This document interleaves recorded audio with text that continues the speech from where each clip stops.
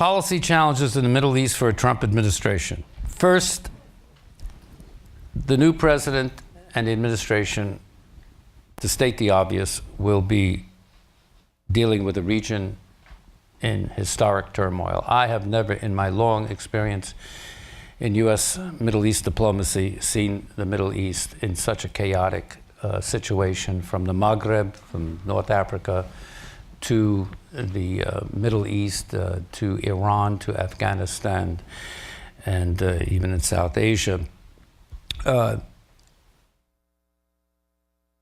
One of the major reasons for the turmoil, and I'm not going into any real details on this, is that it was the Arab uprisings in 2011 and 2012, which some of you who've heard me talk about this before represented, and I said it at the time, as a tectonic shift in the whole political landscape of the Middle East. This was a grassroots revolution. There was no political direction. There was no political party directing it. There was no one leader or a group of leaders. It was a groundswell from the population. And it was the culmination of decades of bad political and economic governance in the region, autocracies or kleptocracies, corruption, the lack of political participation, and the deficits in education, poor educational facilities, in the economy, burgeoning youth populations without jobs, a lack of civil society, and on and on. I mean, you can go back to the colonial period, to the French and the British carving up the Middle East, and then, as I said, the Cold War game. But then also, it was foreign interventions that also contributed to the rise of what I call radical jihadism in the region, including our invasion of Iraq in 2003. The command and control of ISIS, or Daesh, is composed largely of former Iraqi Ba'ath military officers and Ba'ath political officials who were disenfranchised when we went into Iraq. I make no bones about it, this was probably one of the worst foreign policy decisions in contemporary times. Because we're living with the consequences of it today in Iraq and Syria, the rise of ISIS in both Iraq and Syria. And it has proven to be one of the most destabilizing events in recent Middle East history. There are unintended consequences to all of this. And one of the unintended consequences is what we're facing now is Daesh or ISIS.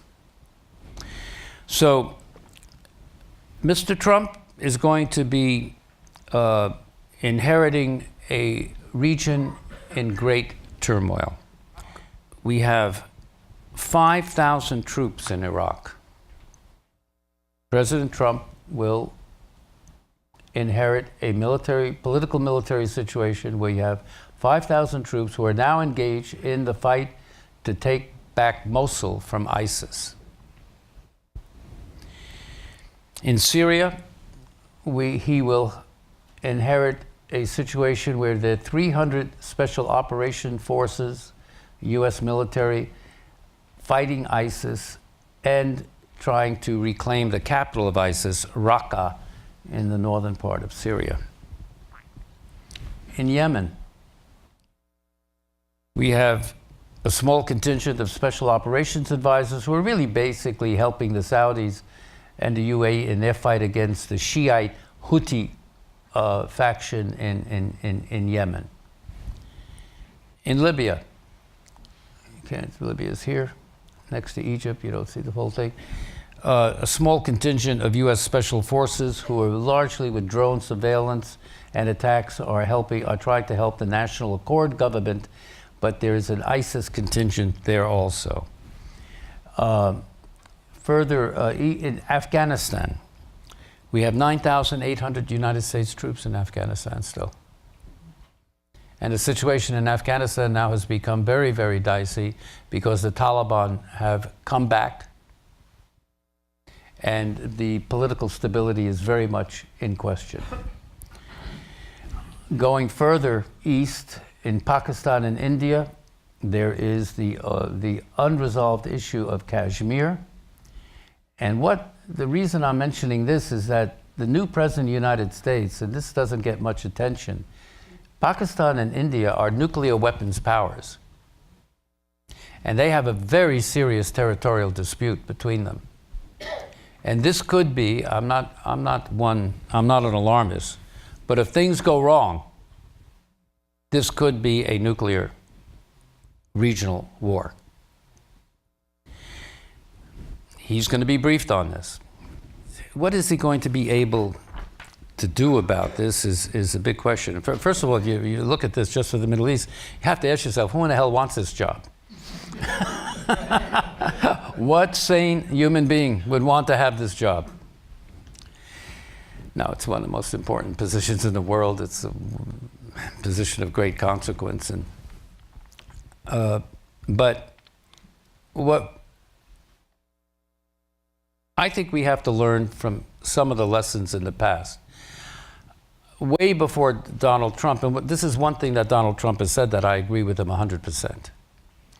And that is the United States should get out of the business of nation building. And I have been saying this for 3 years now in our reports because I've been very affected by our experience in Afghanistan, in Iraq, and elsewhere. Nation building is a bridge too far for even the most preeminent power in the world. We don't have the capacity. What happens is that in these conflict situations, it is extremely difficult to build up a society with external powers and external assistance. It has to come from within. It has to come from within. And I think that's one of the biggest lessons that we should be learning, that when we look at future conflicts, to not have the hubris to think that we can sort of form a democracy in our own image in a foreign culture. It has to come from within. But I'm not one of these defeatists who says we should just wash our hands and walk away. Isolationism is not the answer. But intelligent engagement is an answer. The namesake of this institute, Secretary Baker, purported when he was in office, the policy of selective engagement. And what does that mean? In brief terms, what that means is that the United States defends at all costs its core principles, its core interests, but then very selectively engages in every other thing it does overseas. It's a question of selectivity. So the challenges are great. You can say, all right, what would you suggest? Well, what I would suggest that what we have to understand is that we must use our phenomenal military power as the backdrop of our diplomacy in a very intelligent and effective way. There's much you can do when you are as powerful as we are as a country in intelligent, focused, and at times muscular diplomacy. But you really have to know how to use that. And some of our presidents have, and some of our presidents have not. I think President Obama has been very graceful in the manner in which he has welcomed this election. He hasn't welcomed it, but how he's accepted the election, and the manner in which he hosted Donald Trump in the White House. I think that photo op speaks volumes. I've never seen Trump more subdued in my life. I think when he walked into that office, he was awed. And I think it hit him. I'm going to be the President of the United States. What an awesome responsibility. You know, when I was working for President Reagan as his press secretary for foreign affairs, every time I walked into that Oval Office, I got emotional. It's a special place. It's a special position. And Donald Trump cannot be different in these terms. Things look different from the Oval Office. I remember Ariel Sharon, the architect of Israel's settlements policies, one of the staunchest, strongest, charismatic Likud leaders who didn't want to give up an inch of the biblical land of Judea and Samaria. Throughout his career, and a brilliant career, he becomes prime minister of Israel. And he sits in that chair. And he realizes, we got to separate from the Palestinians. Israel has to separate from the Palestinians. So he saw that the prospects of negotiating with Yasser Arafat were nil, and other Palestinian leaders. And he decided on unilateral withdrawal from occupied territories. He unilaterally withdrew the Israelis from Gaza. And there was something like less than 10,000 settlers, but they did it. They dislodged them without anyone dying. Small number compared to what we're talking about in the West Bank and East Jerusalem and all that stuff. But just think of that. I use that as an example of how leaders can change once they sit in that position of responsibility. And I hope that this will happen to Donald Trump.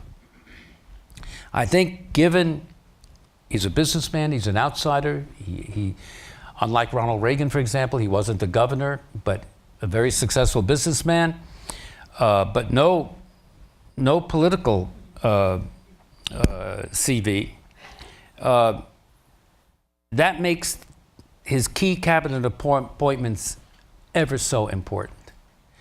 Who he'll pick as a Secretary of State is going to be absolutely critical. So let me just end by putting it in a really big picture. According to Rand, by 2030, the world population will grow to 8 billion people and require a 40% increase in food, energy, and clean water production. This is the big picture.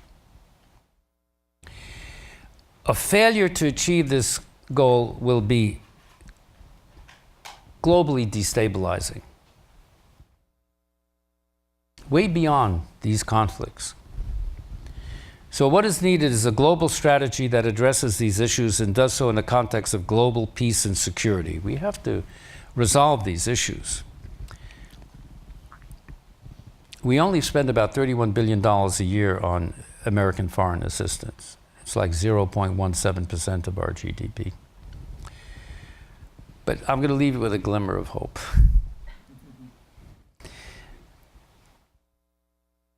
My wife keeps telling me I'm a foolish optimist. She's right.